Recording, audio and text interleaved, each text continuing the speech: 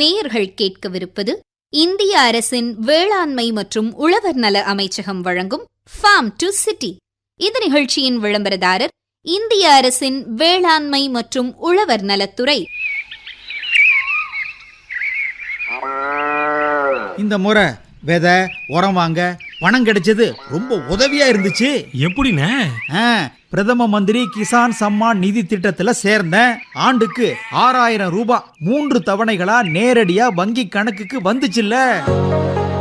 பிரதம மந்திரி கிசான் சம்மான் நிதி திட்டத்தின் மூலம் தகுதியுள்ள விவசாயிகளுக்கு ஆண்டுதோறும் 6000 ரூபாய் நிதி உதவி நேரடியாக வங்கி கணக்கில் வழங்கப்படுகிறது. நீங்களும் தகுதி பெற்றிருந்தால் அருகிலுள்ள பொது சேவை மையம் அல்லது வேளாண்மை துறை அலுவலகத்தை அணுகி பதிவு செய்து பயனடையுங்கள். வேளாண்மை மற்றும் விவசாயிகள் நல அமைச்சகம், இந்திய அரசு.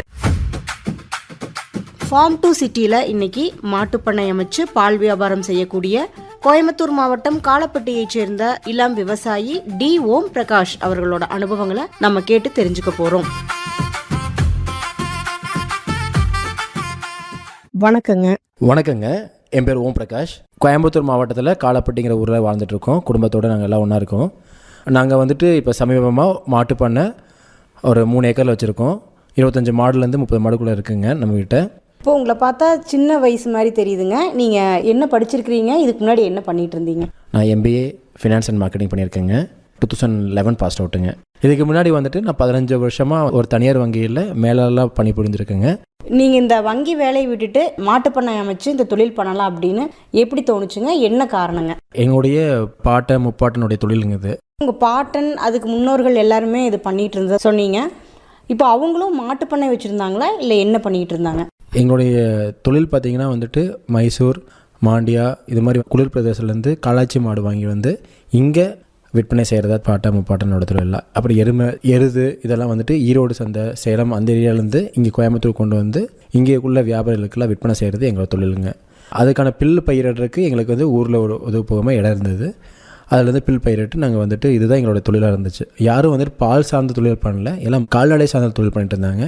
நான் இந்த ஊர் டெவலப் ஆகிட்டு இருக்குது, நிறையா பேர் வெளியூர்லேருந்து இங்கே வந்து தங்கிட்டு போயிட்டுருக்காங்க. ஸோ ஃப்ளோட்டிங் பாப்புலேஷன், மக்கள் தொகை பெருகிட்டு இருக்குது இந்த ஏரியாவில். ஸோ பாலோட தேவைகள் ஜாஸ்தியாக இருக்குது. அதனால் இந்த வாய்ப்பை வந்துட்டு நம்ம பயன்படுத்திக்கலாம் அப்படிங்கிறது. ஸோ இந்த தொழில் பற்றி எனக்கும் தெரியும். என்ன தான் நான் வங்கி மேலெல்லாம் 15 வருஷமாக இருந்தாலும் எனக்கு இந்த தொழில் வந்துட்டு சின்ன வயசுலேருந்து இது கூடவே இருந்ததுனால எனக்கு இது அனுபவம் இருக்குது. இப்போ படிச்சுட்டு அனுபவமே இல்லாமல் நிறைய பேர் இது கற்றுக்கிட்டு பண்ணுறாங்க. பட் எனக்கு அனுபவம் இருக்கிறனால இதை நான் வந்துட்டு பண்ணுறேங்க. எவ்வளோ வருஷமாக இந்த நீங்கள் பால் வியாபாரம் பண்ணிகிட்டு இருக்கீங்க? கடந்த 2 ஆண்டுகளாங்க பண்ணிகிட்ருக்கேன். இப்போ மாட்டு பண்ண ஆரம்பிக்கலாம் அப்படின்னு முடிவு பண்ணதுக்கப்புறம் இதுக்கான திட்டமிடல் எப்படி பண்ணீங்க? ஃபஸ்ட்டு இதுக்கான திட்டங்கள் பார்த்தீங்கன்னா இதுக்கு வந்துட்டு தீவன மேலாண்மை, அதுக்கு ஃபஸ்ட்டு வந்துட்டு தோட்டல் ரெடி பண்ணேன். அடுத்தது இதுக்கான ஷெல்ட்ரு ரெடி பண்ணேன். அடுத்தது வந்து மாடுகளை வந்துட்டு சேர்த்து அப்புறம் வந்துட்டு மார்க்கெட்டிங் பார்த்துட்டேன். முதல்ல மாடுகளாக வாங்கினீங்களா இல்லை கன்று குட்டிகளாக வாங்கி உங்களுடைய பண்ணையை ஆரம்பிச்சிங்களா? மாட்டு பண்ணை பொறுத்த வரைக்கும் மாடில் வந்து சேர்க்கணுங்க. பண்ணை ஆரம்பிக்கணும்னு போயிட்டு நம்ம ஒன்றா வாங்க முடியாது. அது வாங்கினோம்னா வந்துட்டு நம்மளுடைய ஃபார்மில் வளர கன்றுகளாகட்டும் மாடுகளாகட்டும் கொஞ்சம் நாள் ஆகுனா கொஞ்சம் அதுக்கான எதிர்ப்பு சக்தியெல்லாம் அதுக்கு இருக்கும். நீங்கள் திடீர்னு வெளியிருந்து நிறையா வாங்கிட்டு வந்தீங்கன்னா அதுலேருந்து இதுக்கு நோய் பரவலாம், இல்லை இங்குள்ள மாட்டுலேருந்து அதுக்கு நோய் பரவலாம். அதனால் என்றைக்குமே வந்துட்டு மாடுகளை சேர்க்க வேண்டியதாக இருக்கும். மாடுகளை வந்துட்டு ஆரம்பத்தில் 2 வாங்கினோம். அதோட கன்றுகள் வந்துட்டு 10 ஆச்சு. நாங்கள் வெளியே ஒரு 8 மாடு 10 மாடு வாங்கினோம்.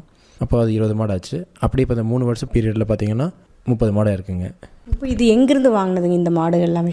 2 மாடுகளை அப்பா வாங்கினதுங்க. 2மே ஹாலஸ்டன் ப்ரீடுங்க. அதுக்கப்புறம் பார்த்திங்கன்னா அதோடைய கன்றுகள் எல்லாமே ஹாலஸ்டன்லேயே தான் இருந்தது. நாங்கள் வெளியே வந்து மாடுகளாக வாங்கினது எல்லாமே ஜெர்சி, இடவெட்டு மாடுகள், ரெட் சிந்தி இது மாதிரி மாடுகள் வாங்கியிருக்குங்க. 20 மாடு அப்படி வாங்கியிருக்கோம். இப்போ எங்ககிட்ட வந்துட்டு 30 மாடு இருக்குங்க. இது எங்கேருந்து வாங்கினதுங்க இந்த மாடுகள் எல்லாமே? சந்தையிலேருந்து வாங்கினதுங்களா? நாங்கள் வந்துட்டு சந்தையிலேருந்து வாங்குறத நாங்கள் தவிர்த்துட்டோங்க. எங்களுக்கு அது ஈடுபாடும் இல்லை. மாடுகள் வந்துட்டு ஊர்காட்டில் மாயிற மாடுகள் எங்களுக்கு தெரிஞ்சவங்க மூலிமா சிலரெல்லாம் கன்றுகள் இருந்து அதை பெருசாக்கி விற்பாங்க. அது ஒரு வியாபாரம் வச்சுருப்பாங்க. எப்பவுமே பார்த்திங்கன்னா விவசாயிகிட்ட வந்துட்டு ஒரு 2 மாடு 3 மாடு எப்பவுமே வச்சுருப்பாங்க. அவங்க ஓரளவுக்கு வந்துட்டு கண்டாக இருந்து கொஞ்சம் மாடாக்கி கொடுப்பாங்க. அது மாதிரி அவங்கள தேர்ந்தெடுத்து வாங்கினது தான் இந்த மாடு எல்லாமே. அது போக நல்லா கண்ணுக்குட்டி இருக்கிறத வந்துட்டு பராமரிக்கிறதுல எனக்கு ஈடுபாடு ஜாஸ்தி. ஏன்னா அது வந்துட்டு வளமாக வரும், நம்மளுடைய சூழ்நிலையில் ஏற்று வாழும், அதுக்கு வந்துட்டு எதிர்ப்பு சக்தி ஜாஸ்தியாக இருக்கும். நம்மளோட சூழ்நிலை தாங்கி இருக்கிறனால வந்துட்டு வியாதிகள் வந்துட்டு கம்மியாக இருக்கும். அப்படி தான் மாடுகளை வந்துட்டு நாங்கள் வந்து தேர்ந்தெடுத்தோம். எங்களுக்கு தேவையான கன்றுகளை நாங்களே வந்துட்டு நல்ல தரமான கன்றுகளாக பார்த்து நாங்கள் அதை ஊக்குவிச்சு அதை நாங்கள் வந்துட்டு ரீட்டைன் பண்ணிக்குவோம். இல்லை கண்டுக்க சரியில்லைன்னா ஒரு குறிப்பிட்ட பருவத்துக்கு வந்ததுக்கப்புறம் விற்பனை செஞ்சுருவோம் நாங்கள் சந்தைக்கு. ஸோ அது லேட் ஆச்சுங்க, டக்குன்னு நாங்கள் வாங்கலை எதுவுமே. இதுக்கு வந்துட்டு டைம் எடுத்துக்கிட்டோம், 1 வருஷம் 1.5 வருஷம் ஆச்சுங்க மாடுல சேர்த்துருக்கு. அதனால் பார்த்திங்கன்னா எங்களுக்கு வந்து மாடு வந்து ஆரோக்கியமாக வந்து மாடு வந்துட்டு இந்த சூழ்நிலைக்கு அடாப்ட் ஆகிடுச்சுங்க. இப்போ உங்ககிட்ட ஹாலிஸ்டின் ரக மாடு எவ்வளோ இருக்குது, மீதி ரக மாடுகள் எவ்வளோ வச்சுருக்கீங்க? ஹாலிஸ்டின் மாடுகள் 10 இருக்குங்க, ஜெர்சி மாடல் டைப் ஒரு 5 இருக்கும், இடவட்ட மாடு ஒரு 10 இருக்குங்க. இப்போ அதோட கன்றுகள்லாம் பார்த்தீங்கன்னா ஒரு 5 இருக்குங்க. ரெட் சிந்தி இருக்குது, நாட்டு மாடு இருக்குது. இப்போ நாட்டு மாடு இருக்குது அப்படின்னு சொல்கிறீங்க, நாட்டு மாடு வந்து என்ன ரக மாடுங்க? நாட்டு மாடு காங்கேய மாடு தாங்க, அது வீட்டுக்கெல்லாம் வச்சுருக்கோம். ஃபார்ம் டு சிட்டி நிகழ்ச்சியில் இன்னைக்கு கோயம்புத்தூர் காலப்பட்டி பகுதியில் மாட்டுப்பண்ணை அமைச்சு பால் வியாபாரம் செஞ்சுட்டு இருக்கிற இளம் விவசாயி டி ஓம் பிரகாஷ் அவங்க கூட பேசிட்டு இருக்கிறோம். இப்போ ஒரு மாடு வச்சுருந்தாலே நம்மளுக்கு மாட்டு செய்யக்கூடிய வேலைகள் வந்து அதுவே சரியாக இருக்கும். இப்போ நீங்கள் ஒரு பண்ணை வச்சு 30 மாடு வச்சு பண்ணிகிட்டு இருக்கீங்க, உங்களுடைய அன்றாட வேலைகள் எப்படி இருக்குங்க இந்த பண்ணையில்? எங்களுடைய நேரங்கள் பார்த்திங்கன்னா காலையில் 2 மணிக்கு ஆரம்பிக்கும். நாங்கள் வந்து எந்திரிச்சு முதல் வந்துட்டு மாடுகள்லாம் வந்து வெளியே மண் தரையில் இருக்கும், அதெல்லாம் வந்துட்டு சிமெண்ட் தரை கொண்டு வந்து ஃபஸ்ட்டு மாடுகள் கழுவிட்டு அதுக்கப்புறம் பால் கறக்க ஆரம்பிப்போம். கேன்லாம் க்ளீன் பண்ணி கொடுத்துருவாங்க. அதில் வந்துட்டு நாங்கள் பாலை கொண்டு வந்து சேமித்து கொண்டு வந்து வச்சு எங்கள் ஒரு 50 லிட்டர் கண்டெய்னர் இருக்குதுங்க, அதில் போட்டுருவோம். அதுலேருந்து டேப் மூலிமா பாட்டிலில் வந்துட்டு நாங்கள் ஃபில் பண்ணிடுறோம். அதுலேருந்து அப்படியே கேப் பண்ணி அப்படியே போய்டுது கஸ்டமருக்கு. 4 மணிலேருந்து டெலிவரி ஸ்டார்ட் ஆகும், ஒரு 7 மணிக்கு டெலிவரி முடிஞ்சிருங்க. நாங்கள் ஆரம்பிக்கும் போது 20 லிட்டரில் ஆரம்பித்தோங்க. இன்றைக்கி 450 லிட்டரு இங்கே சுற்றுலாவில் நாங்கள் வந்துட்டு பால் வந்துட்டு மக்களுக்கு கொடுத்துட்ருக்கோம். இப்போ மாடுகளுக்கான தீவனங்களுக்கு நீங்கள் என்ன மாதிரி பயிர்கள் பண்ணியிருக்கீங்க? மாட்டு பண்ண ஆரம்பிக்கணும்னு நினைக்கும் போது முக்கியமான விஷயம் பார்த்திங்கன்னா உணவு, அதுக்கான இது திட்டமிடுதலுங்க. எங்களுக்கு தோட்டம் ஒரு 4 ஏக்கர் இருக்குது. ஒரே மாதிரி பயிர் பண்ணாமல் அதில் வந்துட்டு மக்காச்சோள பயிர், சூப்பர் நேப்பியருங்க, கோ4 கோ5 வெரைட்டி, அப்புறம் சோளத்துலேயே வந்து அறுக்கும் போது மறுபடியும் திரும்பி வர மாதிரி 5 ஆண்டுகள் பயிர். அதுபோக அக்ரிகல்ச்சர் யூனிவர்சிட்டியில் போயிட்டு இப்போ ரீசெண்டாக மாடுகளுக்கான தீவன பார்த்திங்கன்னா சிறு தானியங்கள், குதிரை மசால், வேலி மசால் இதெல்லாமே கொஞ்சம் கொஞ்சமாக வாங்கியிருக்கோம். இதெல்லாமே வந்துட்டு புரசத்துக்களை கொஞ்சம் ஜாஸ்தியாக இருக்கும், அதெல்லாமே வந்துட்டு அளவளவாக போட்டிருக்கோங்க. 4 ஏக்கர் ஒன்றா பயிரிடாமல் இது எல்லா தானியங்களும் கலந்து போட்டிருக்கோம். ஏன்னா மாடுகளுக்கு ஒரே மாதிரி உணவு போடக்கூடாதுங்க, அது வந்துட்டு சலிச்சு போயிடும். அதனால் பல வகையான உணவுகள் இருந்தால் தான் அதை விரும்பி சாப்பிடுவோங்க, அதுக்காக போட்டிருக்கோம். நாங்கள் எல்லாத்துலேயும் கொஞ்சம் கொஞ்சம் போடுவோம். நீங்கள் மாட்டுக்கு வேறு என்ன மாதிரி தீவனங்கள் கொடுக்குறீங்க? அப்புறம் தட்டு வக்கைப்பல் ஒரு நேரத்துக்கு, வரமே ஒரு நேரத்துக்கு, பச்சைமே ஒரு 2 நேரத்துக்கு போடுறோம். அதுபோக வந்துட்டு கான்சன்ட்ரேட்டட் ஃபுட் பார்த்திங்கன்னா நாங்கள் வந்துட்டு பெல்லட் யூஸ் பண்ணுறோம். தனியார் கம்பெனி இதுக்குன்னே இருக்குதுங்க. பெல்லட்டுங்கிறது வந்துட்டு பருத்தி கொட்டை, நெல்லந்தவிடு, உளுந்த குருணை, சோயா, மக்கானி இதெல்லாம் கலந்து பெல்லட்டுங்கிற ஃபார்மேட்டில் வருதுங்க. அது வந்துட்டு வரமேவாக வச்சுருவோம் நாங்கள். அது கூட அரைச்ச பருத்தி கொட்டை இதெல்லாம் போட்டு நாங்கள் வந்துட்டு எக்ஸ்ட்ராவாக போட்டு ஒரு மாடு 10 லிட்டர் கறக்குது ஒரு நேரத்துக்குன்னா 5 கிலோ அது கொடுக்கணும். அது கான்சன்ட்ரேட்டட் ஃபுட்டுங்க. ஃபஸ்ட்டு சாப்பிட்ருங்க. சாப்பிட்டதுக்கப்புறம் அது கூடவே வந்து மினரல் மிக்சர் நிறைய பேர் கிடைக்குதுங்க. நம்மளுக்கு எப்படி ஒரு மினரல்ஸ் தேவைப்படுது நம்ம மினரல் மிக்சர் அது உப்பு வடிவத்தில் இருக்குங்க, அதை நம்ம கொடுக்கணும். அது வந்து கான்சன்ட்ரேட் ஃபுட்லேயே நமக்கு தூவி விட்டுருவோம். ஸோ மாடு வந்துட்டு சினையை பிடிக்கிறதுக்கு, பால் நல்லா வரக்கு, குவாலிட்டியாக வரக்கு இதில் உபயோகமாக இருக்கும். அது முடிஞ்சதுக்கப்புறம் மாடில் வந்துட்டு பச்சை பில் போடுவோம். கோ4 கோ5 பில்லு மக்கானியெல்லாம் அறுத்து வச்சுருப்போம், நைட்டே அறுத்து வச்சுருப்போம், அதை போடுவோம். போட்டு முடிச்சோன்னே 6-7 மணிக்குள்ளே அது முடிஞ்சிருங்க. அப்புறம் 2 மணி நேரம் ரெஸ்ட்டுங்க. 9 மணிக்கு மதியம் வந்து தண்ணி கொடுப்போம். தண்ணியில் வந்து பார்த்திங்கன்னா வெறும் பச்சை தண்ணி, அதில் பார்த்திங்கன்னா சுண்ணாம்பு ஊற வச்சுருப்போம். அந்த தெளிஞ்ச தண்ணி வந்து அதுக்குள்ளே ஒரு 100 ml 150 ml எல்லா மாட்டுக்கும் கொடுப்போம். ஏன்னா அதுதான் கால்சியம் சத்து மாட்டுக்கு. இது வச்சுட்டோம்னா 9 மணி 10 மணிக்கு முடிஞ்சிருங்க. 10 மணிக்கு மறுபடியும் இன்னொரு டைம் தீவனம் போட்டுட்டு வக்கிப்புல்லோ ட்ரை ஃபீடு போட்டுட்டு 11 மணிக்கு காலையில் வேலை முடிஞ்சிருங்க. மறுபடியும் 2 மணிக்கு ஆரம்பிப்போம். அது 11 மணிலேருந்து மறுபடியும் 1:30 மணி 2 மணி வரைக்கும் மாடு வந்து அசை போட்டு படுத்துட்ருக்கோம். 2 மணிக்கு ஆரம்பிச்சோம்னா இது காலையில் செஞ்ச வேலையை தான், ஏன்னா கழுவ மாட்டோம். மறுபடியும் பால் கறந்துட்டு மாட்டுக்கான தீவனம் கான்சன்ட்ரேட் ஃபீட் போட்டு தண்ணி வச்சுட்டு 6 மணிக்கும் போது மறுபடியும் வந்துட்டு பச்சை மேய வச்சுருவோம். இடையில வந்துட்டு சாணி வலிக்கிறது, மாடுடைய கோமியம் இதெல்லாம் வந்துட்டு க்ளீன் பண்ணுறது வந்துட்டு ரெகுலர் டியூட்டிங்க. அதுக்கு வந்து டைமிங்கே கிடையாது, நம்ம பண்ணும்போது அது ஆட்டோமேட்டிக் பண்ணிகிட்டே தான் இருக்கணும். அது ஃபார்ம் டு சிட்டி நிகழ்ச்சியில் இன்னைக்கு கோயம்புத்தூர் காலப்பட்டி பகுதியில் மாட்டுப்பண்ணை அமைச்சு பால் வியாபாரம் செஞ்சுட்டு இருக்கிற இளம் விவசாயி டி ஓம் பிரகாஷ் அவங்க கூட பேசிகிட்டு இருக்கிறோம். பாலை வந்து நீங்கள் பேக்கெட் பண்ணி கூட கொடுக்கலாம், பாட்டில் பண்ணி கொடுக்கறதுக்கான காரணம் என்னங்க? ஒரு 500 கஸ்டமருங்கும்போது இது என்னுடைய சாத்தியம் பாட்டில் பண்ணி கொடுக்குறதுங்க. இன்னொன்று பாட்டில் பண்ணி கொடுக்குறதுனால பார்த்திங்கன்னா பாலுடைய கொழுப்புத்தன்மை வந்துட்டு உடையாமல் போகுங்க. வாடிக்கையாளருக்கு நீங்கள் எவ்வளோக்கு பால் ஊற்றுறீங்க? நாங்கள் 60 ரூபாலேருந்து 65 ரூபா, சில இடத்துல 70 ரூபாய்க்கு ஊற்றுறோம். எங்களுடைய டிஸ்டன்ஸ் பொறுத்து நாங்கள் ஊற்றுறாங்க. பக்கத்துலேயே இருக்கிறவங்களுக்கு 60 ரூபாய்க்கு ஊற்றுறோம்.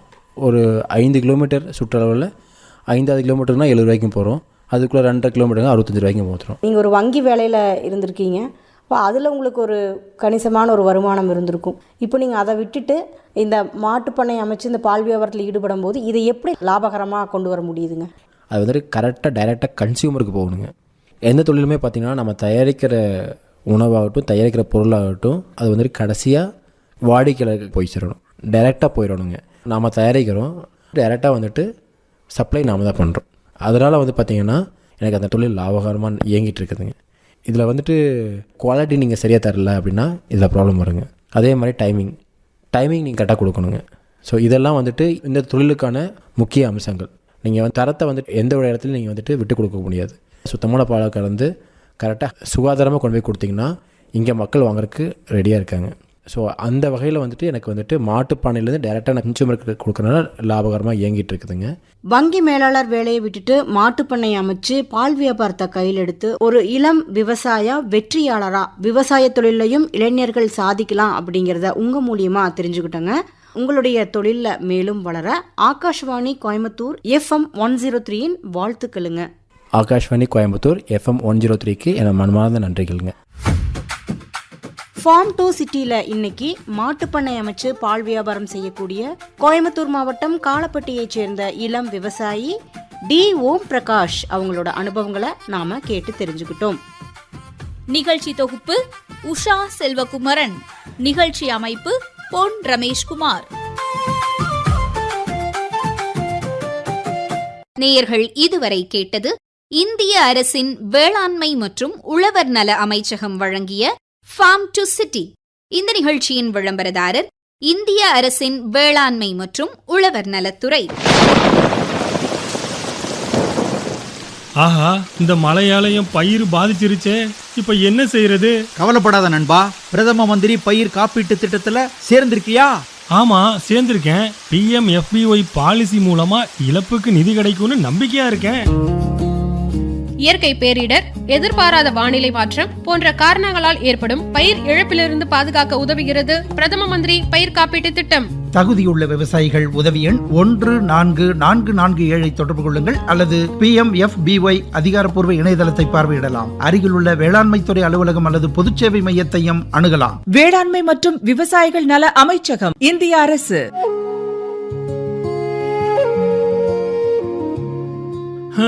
இந்த வருஷம் மகசூல் கொஞ்சம் குறைஞ்சிருச்சு. என்ன தம்பி, மண்ணை பரிசோதனை செஞ்சியா? இல்லையானே. முதல்ல உங்க மண்ணை பரிசோதனை செய்யுங்க. பிரதம மந்திரியின் மண் வள அட்டையால நம்ம மண்ணோட தன்மையை தெரிஞ்சு அதுக்கு ஏத்த மாதிரி எந்த உரம் எவ்வளவு போடணும்னு தெரிஞ்சுக்கலாம். செலவும் குறையும், மகசூலும் கூடும். அட அண்ணே, இது நல்லா இருக்கே. வளமான விவசாயத்துக்கு மண் ஆரோக்கியம் ரொம்ப முக்கியங்கிறீங்க. இப்பவே பக்கத்துல இருக்கிற நம்ம வேளாண்மை துறை அலுவலகத்துக்கு போறேன், மண் பரிசோதனை செய்யறேன், மண் வள அட்டையை வாங்குறேன். நீ கில்லாடிதான் போ. வேளாண்மை மற்றும் விவசாயிகள் நல அமைச்சகம், இந்திய அரசு.